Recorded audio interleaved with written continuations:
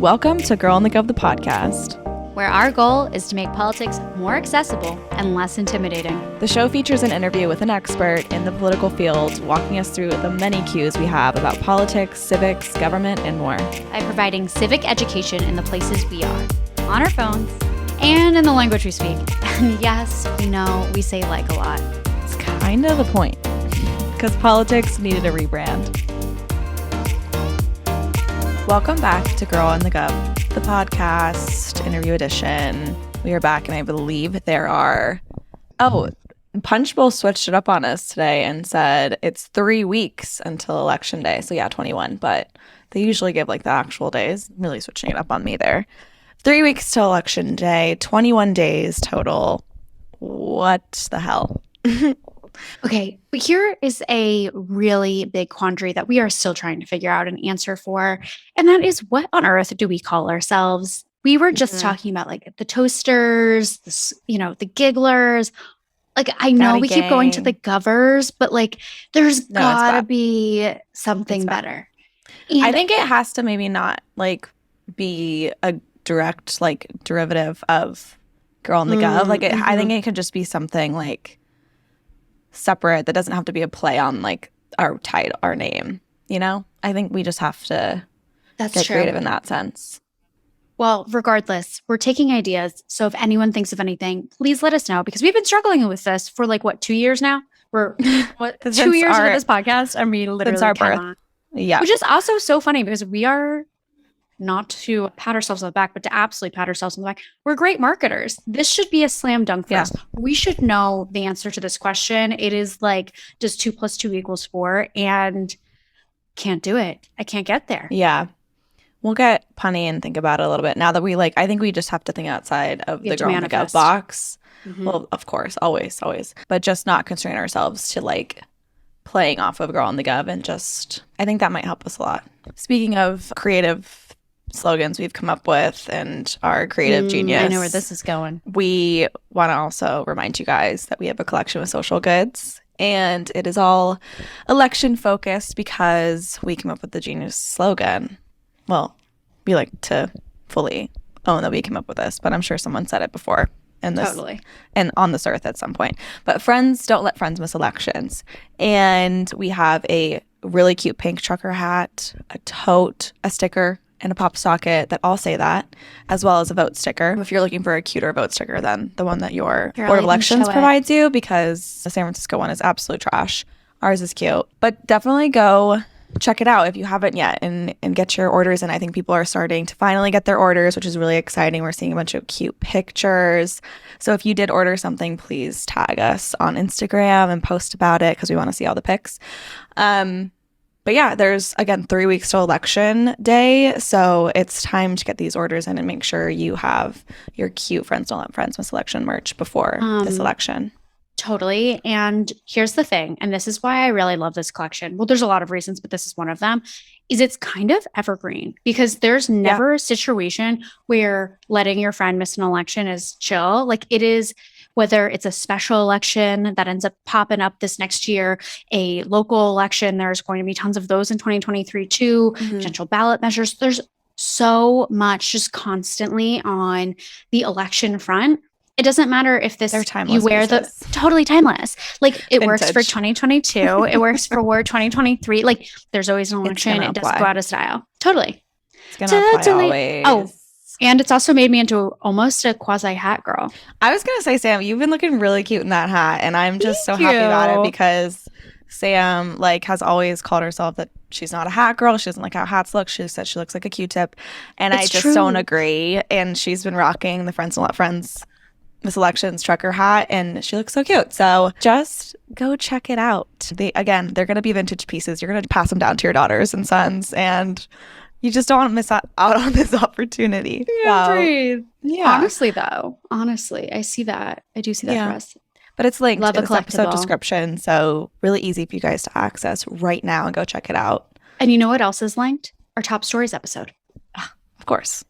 Which classic. So if you guys are new here, just as like a quick catch up, our top stories episodes drop on Tuesdays, and it's really a need to know top political stories of the week. As always, it's not every political story that's breaking, and of course, it's only up to a certain point because it drops on Tuesdays. But we try and cover those stories that you need to know, should know about, keep an eye on for the week.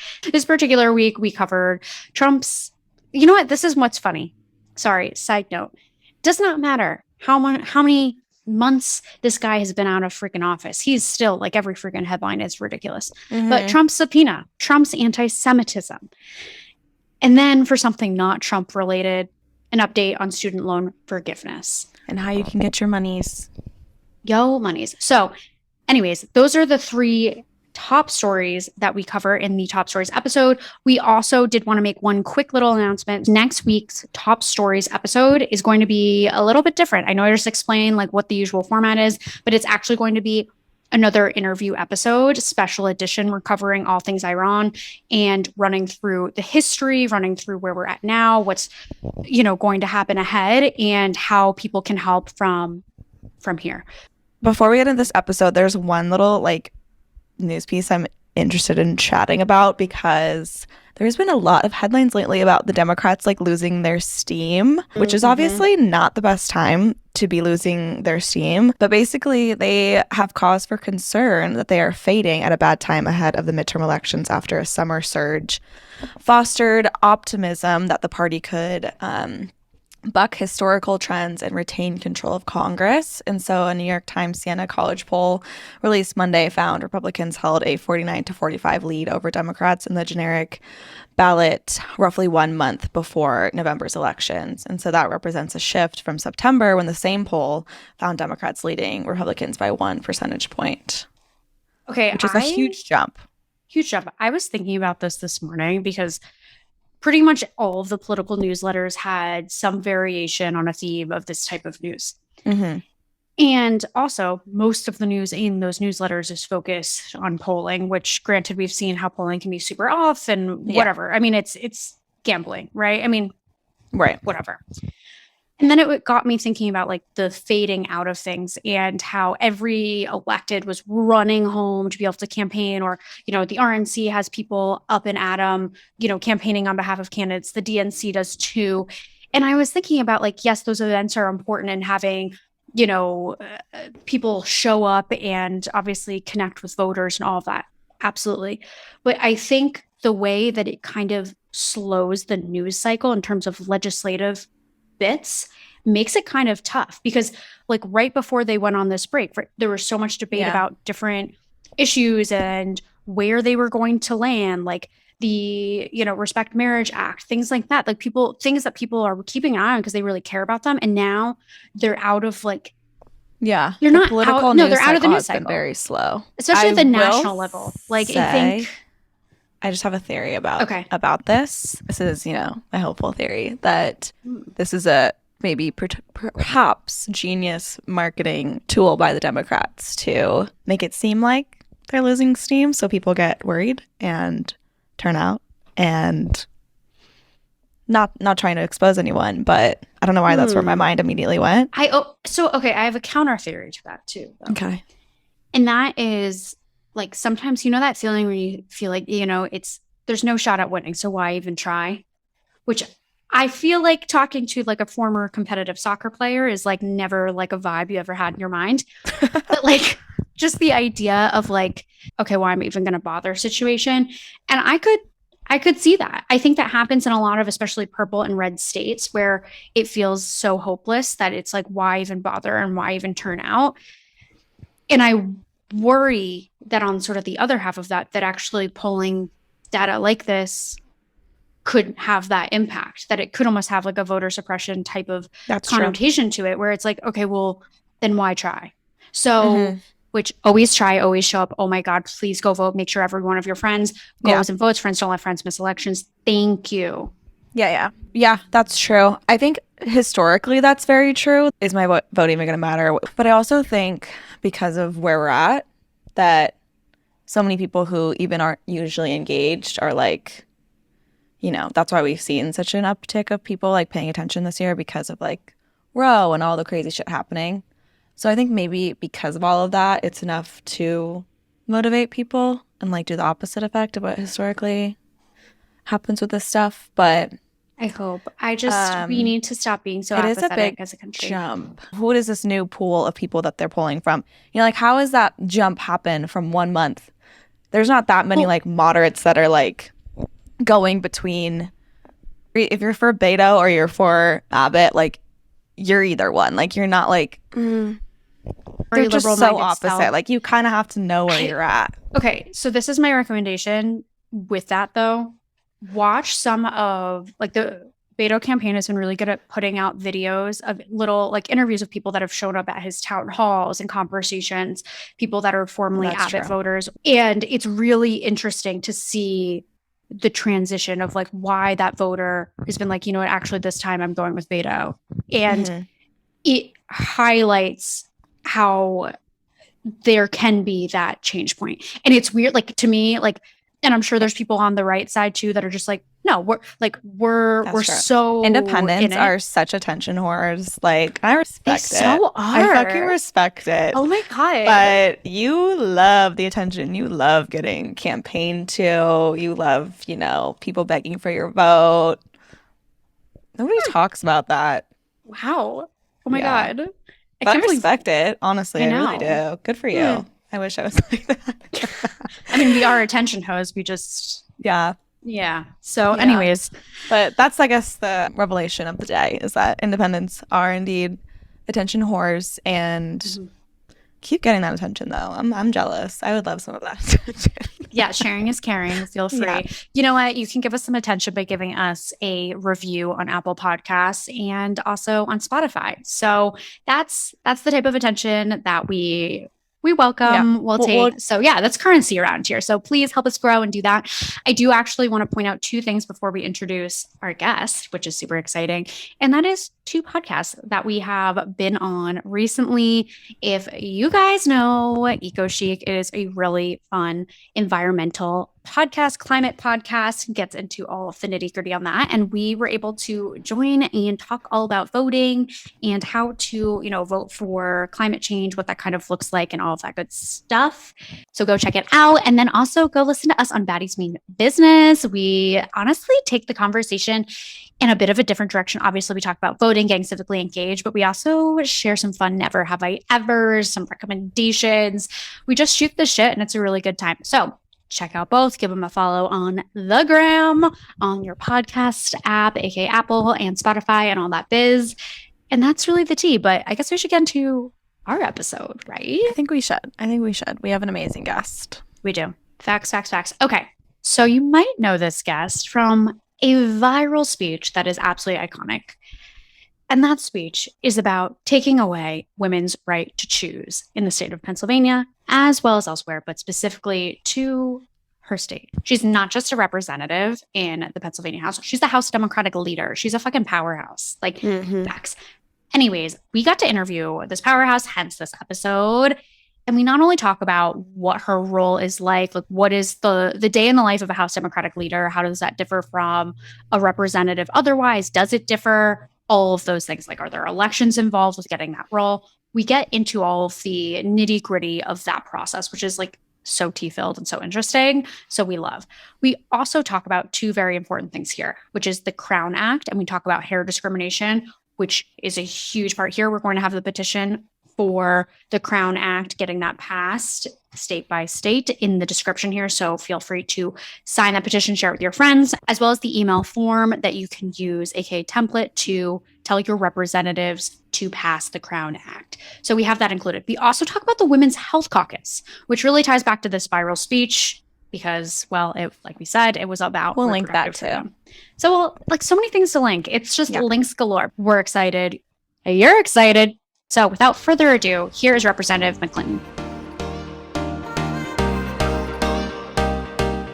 Let's get into it. Let's get to PA. Let's talk about your district, which you're a representative for, District 191, which, first of all, how many districts are in Pennsylvania? Because that is 191.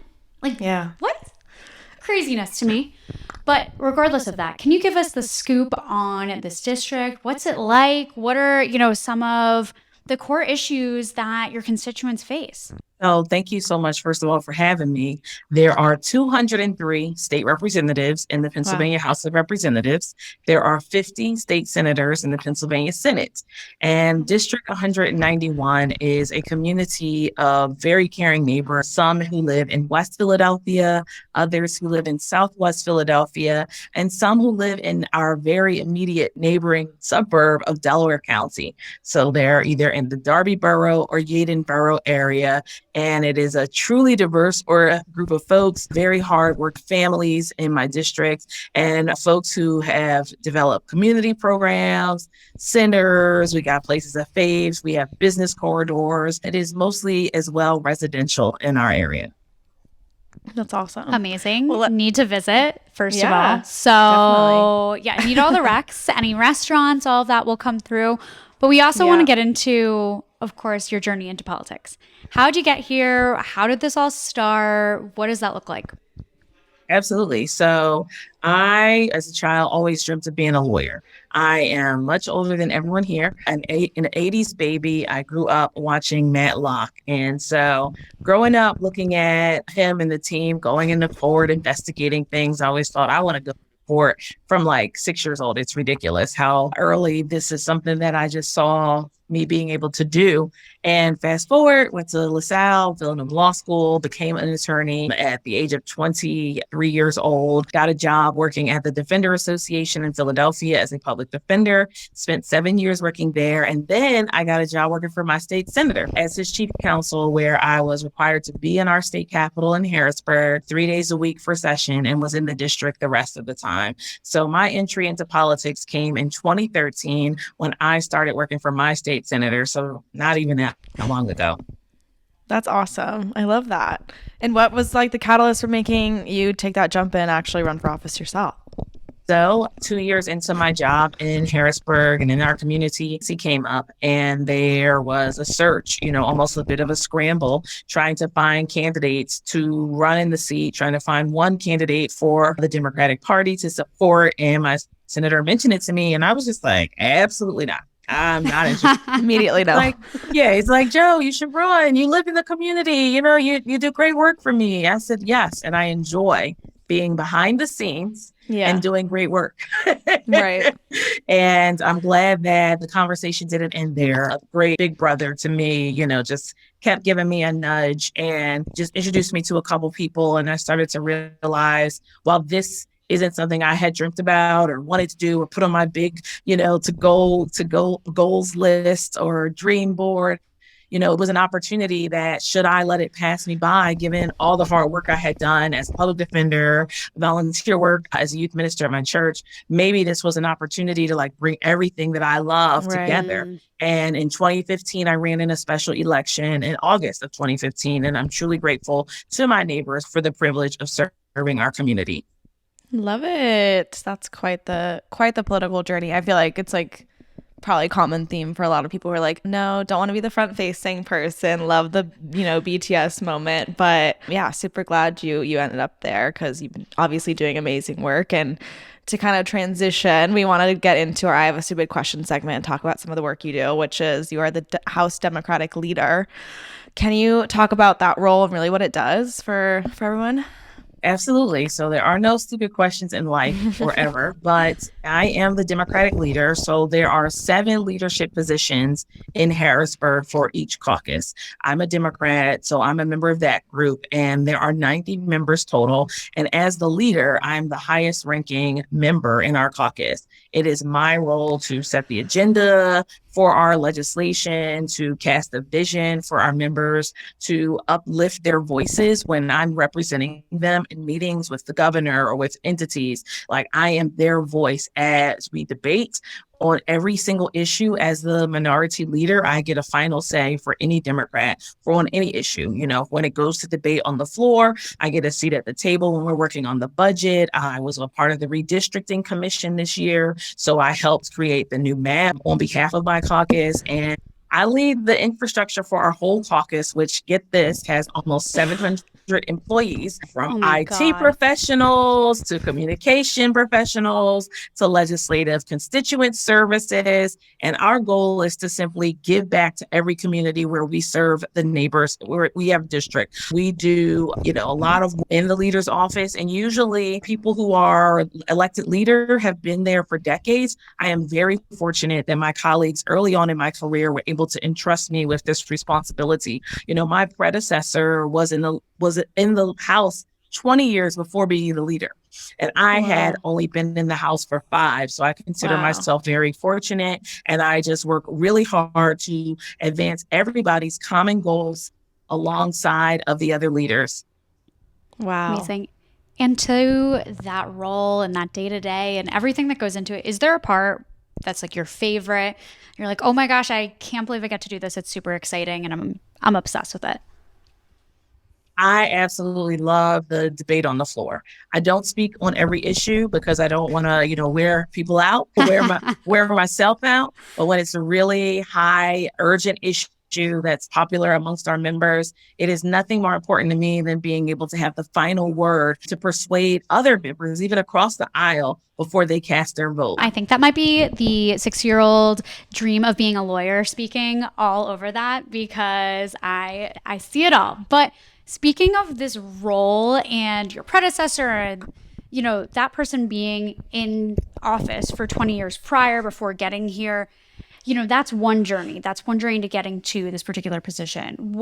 Is there a typical journey for getting to it like that? And then yours is sort of the contrarian and the new path that we're seeing towards these type of roles. Is there any sort of theme or typical process that goes on? Sure. So the typical process, most of all, is usually just getting tenure in the legislature.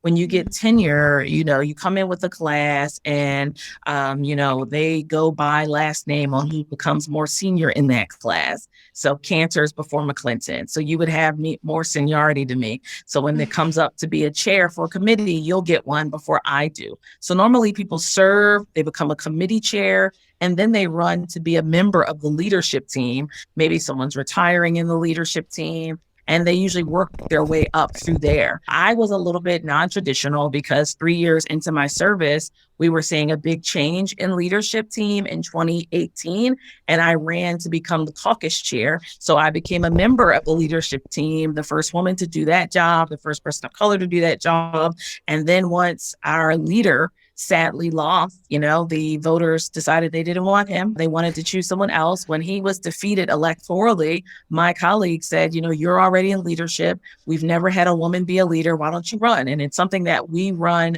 against our own colleagues and we get to decide. And I had an opponent. It was a contested race, and the members overwhelmingly decided that I should be their leader.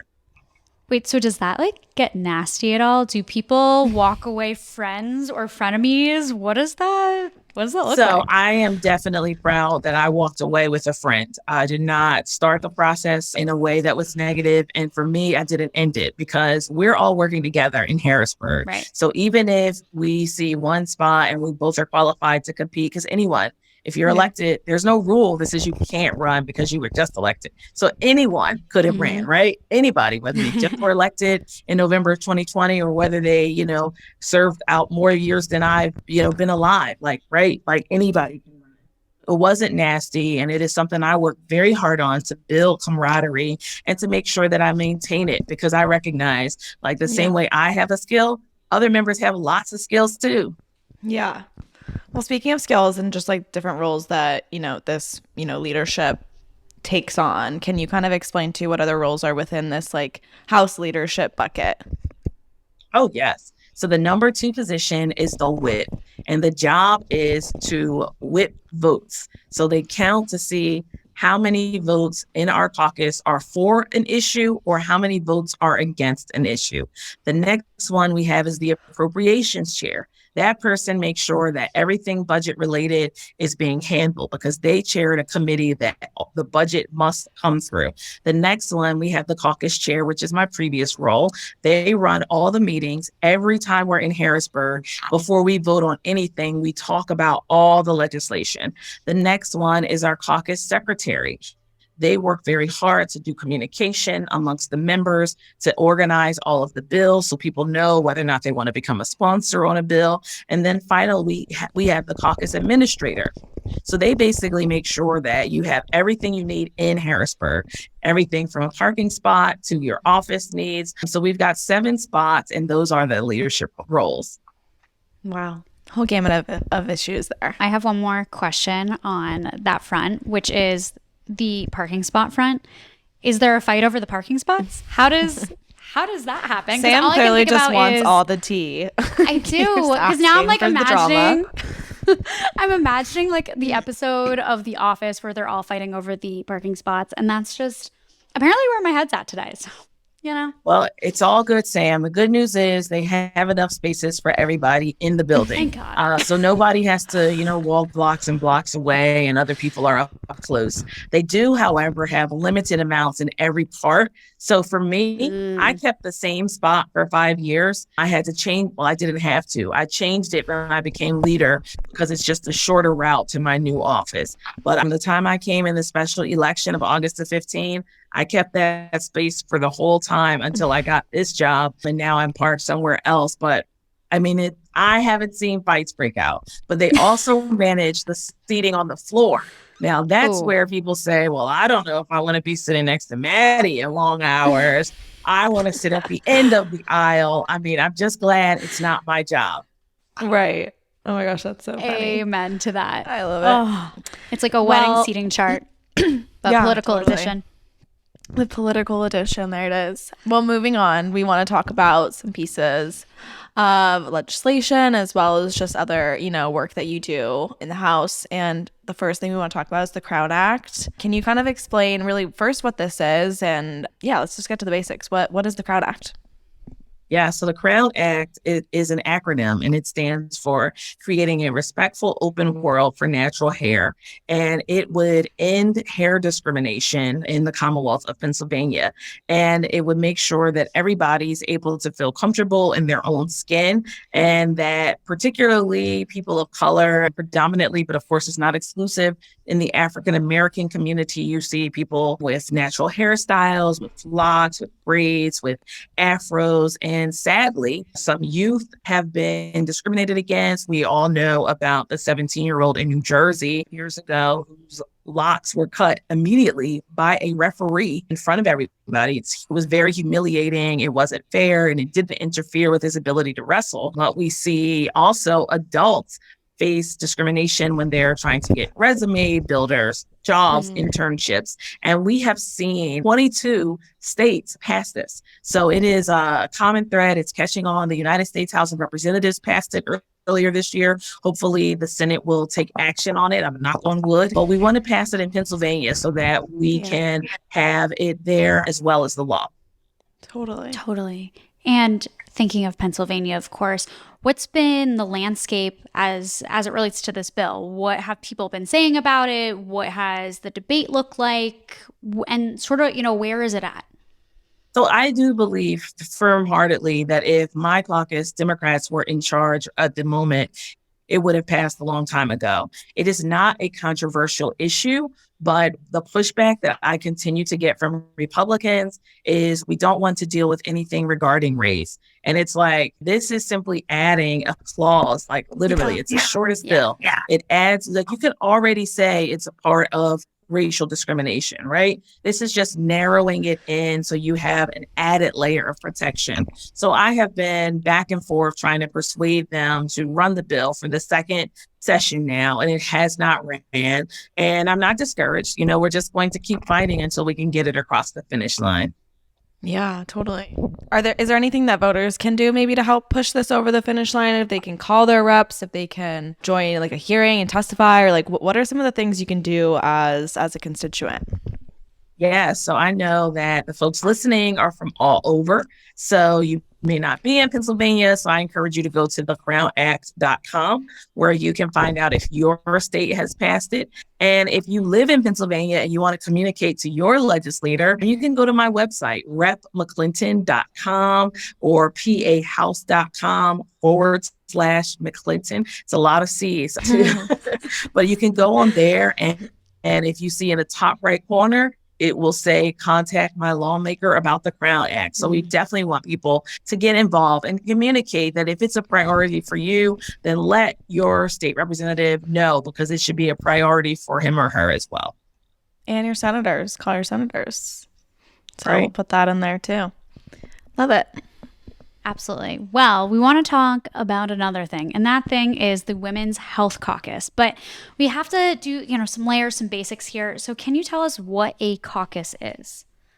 Absolutely. So a caucus is a group of elected officials that work together on a specific issue to advance legislation, bills around that issue. Sometimes it's organized by your political party, like the House Democratic Caucus. That's the group I lead. So everybody here's a Democrat. And then other times it's on issues. So the Women's Health Caucus focuses entirely on making sure that issues regarding women's health is addressed through policy changes. And they're delegations, but they're a little bit different. They're based off of where people live, and caucuses are mostly on issues. Okay, got it.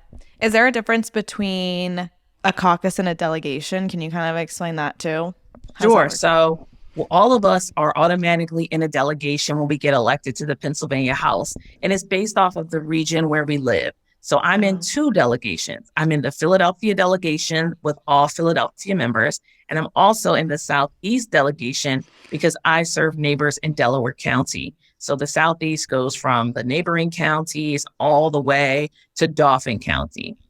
Okay. Got a little Got it. geographical moment. Yes. Got it. Exactly. So many layers too. Yeah. Like I feel like on a resume too, all the things you're a part of, it would be a whole page. Oh. It would literally be a yeah. whole page. Maybe double-sided, which, Okay, anyways, now I'm getting to like a whole resume design thing in my head, but we have to continue on about the Women's Health Caucus. So, you mentioned some of the focus of it, but what is new with it right now? What are you guys working on? What has been the talk of the town? Or the talk of the caucus? Sure. Women's Health Caucus, it is state reps and it's also state senators, and they are entirely focused on being able to do issues regarding women's health. So that's everything from being able to access birth control to making sure that there is no healthcare discrimination, to ensuring that women have reproductive rights in the Commonwealth of Pennsylvania.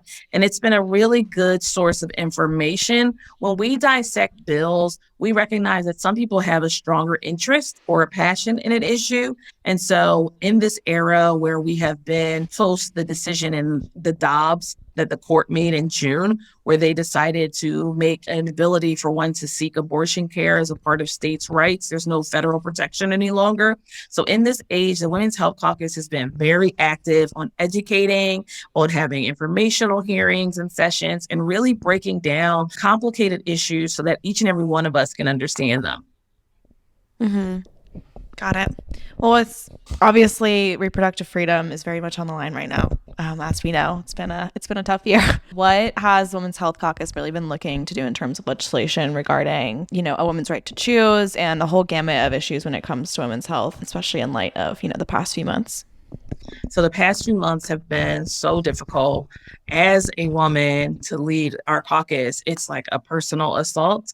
I do not think it's fair that anyone on any court should be able to tell any one of us what we can do in terms of our health. I don't think it's right. I don't think it's fair. And our Women's Health Caucus, the good news is they've been working on bills to keep Pennsylvania as a place where abortion care is safe and legal. They have bills to rewrite the Abortion Control Act so that there aren't so many burdens that we already have. They want to amend our state constitution to protect abortion rights. They want to make sure that there is never any sort of law enforcement punishing abortion providers or women seeking abortion. And they also want to make sure that there is always access to Medicaid abortion by allowing midwives, nurse practitioners, physician assistants to be able to practice it so that we don't ever find ourselves in a situation, should it still be legal, and we're fighting very hard to always have it legal, that we are without providers.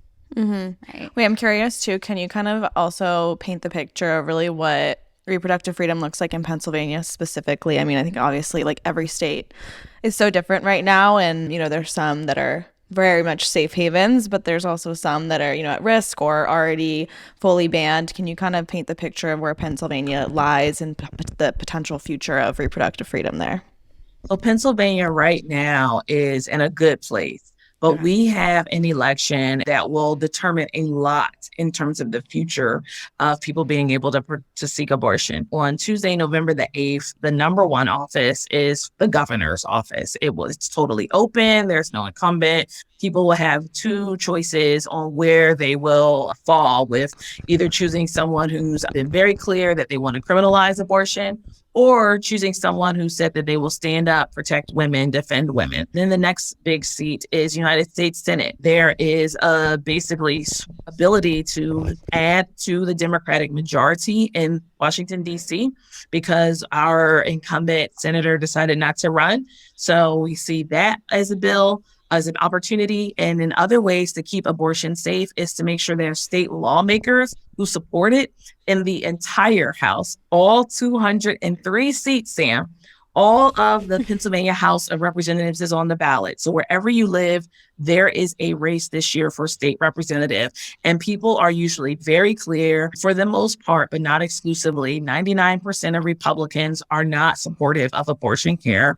And I'd say on the other side, 99% of Democrats are. So I have been encouraging people wherever they live to really look at the Democratic candidate to see if that's who they want to cast their ballot, so that there can be protections in Pennsylvania going forward. Because while we're a safe haven right now, people from Ohio can travel here. People from West Virginia can travel here. It is very possible that our state could go the wrong direction. And it is very scary. Mm-hmm. Yeah. Speaking of that wrong direction, I did see a bit of news about what the Republicans were trying to pull in terms of constitutional change in PA. Can you give us the tea on what that entails, and also how, voters can hopefully stop that? Yes. So the quickest way for voters to make sure that our Constitution is not changed to ban abortion is to elect a Democratic majority in the House of Representatives. And as I was saying, just about in almost every instance, like 99% of Democrats are supportive of this, if not 100. And as a result, if we are able to add to our numbers, then the second passage, because to change our Constitution, you have to pass a bill twice in 2 sessions. So we're in a session now, and a new session will start in January.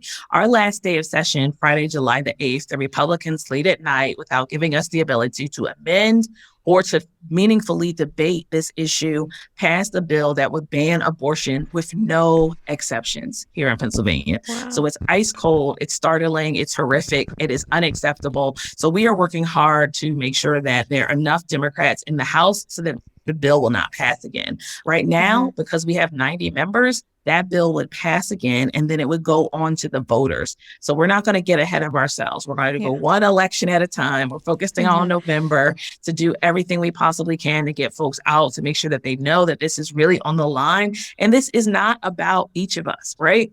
And we're all girls here. It's not about each of us. It's about all the other girls and women in Pennsylvania. And if we want to protect everybody, then the truth is, and I use this little line, but it's true. When I go to my doctor, I can't bring my colleagues with me. It's just myself and the doctor. Like, it's no room for the Speaker of the House. It's no room for the Republican majority or the Democratic minority. It is just me and my doctor. So we need to ensure that the decisions made in that room and the confidence of that room and in the care provided continues without any restrictions.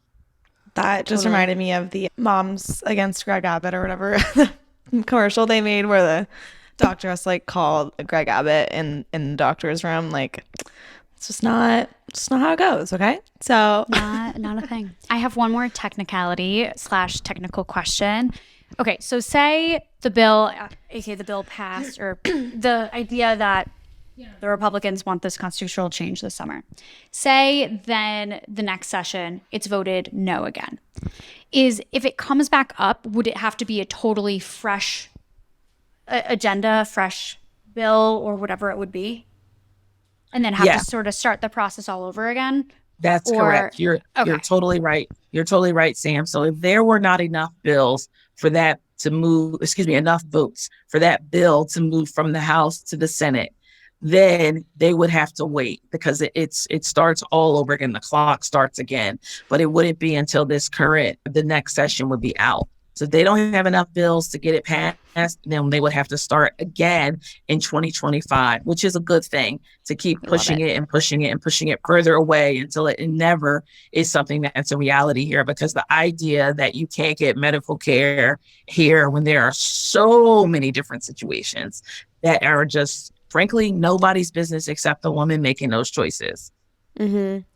Totally. Well, to talk a little bit more about like just action items to wrap up for everyone listening. I mean, be it Pennsylvania, but even beyond, do you have any other things that voters and constituents should keep their eye on? There's more pieces of legislation to call and say, yes, I support this, or maybe absolutely not, do not, I don't support this. Like, what are some other things that people can look for? We got like the voting piece in too, obviously huge election year, but is there any other, piece of legislation or even, other things to support and speak up on? So the biggest thing for everybody listening to realize, while we have to take care of ourselves, our families, take care of our schooling, public officials work for you. You're a part of the public. They are not in some castle called the state capitol where they can do what they want.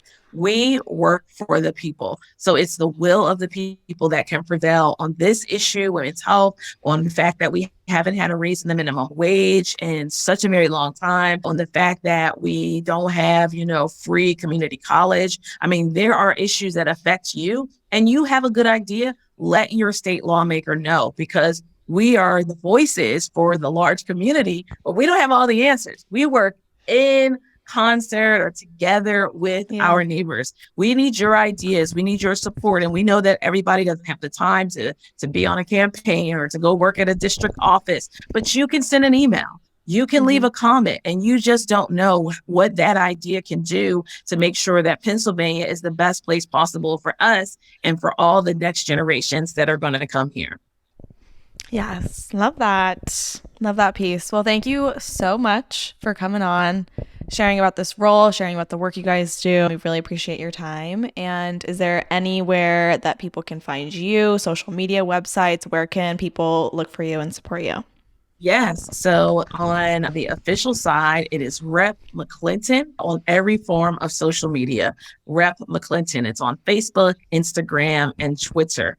On my personal side, which tends to lean a little bit informational for what's going on in my district and also campaign, you can find me on Twitter at Joanna for PA and on Facebook at Joanna for PA. My Instagram is just my name with an underscore, Joanna _McClinton. I'm trying to pull up my TikTok. Of course, it's not coming up fast enough, but if you put my name in, you will find me on TikTok, and maybe the two of you can teach me how to do TikTok. Yes, absolutely. We can definitely chat for sure. Well, thank you again. This has been awesome. I appreciate your time. Thank you. Thank you.